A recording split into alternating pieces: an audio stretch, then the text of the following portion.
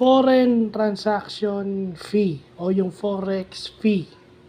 So, sa credit cards, ito raw yung fee na ginagamit kapag ka nag-transact ka sa ibang country.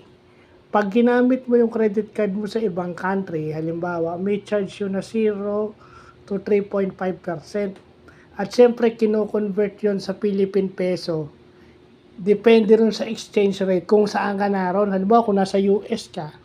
So, kung ang exchange rate sa araw na yun 57 or 56 pesos, malaki na. Kasi naka-base sa exchange rate. Pag naka-60 yan, mas malaki yung forex fee mo. So, kung hindi ka marunong mag-control sa paggamit ng credit card mo, domestically, pag internationally, mas lalo na.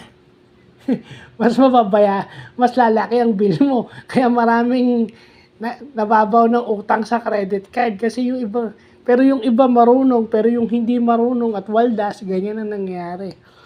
Bagong knowledge po ito kasi hindi ko naman alam dahil ayoko naman mag-credit card. Pero as FYI lang, for educational purposes lang naman.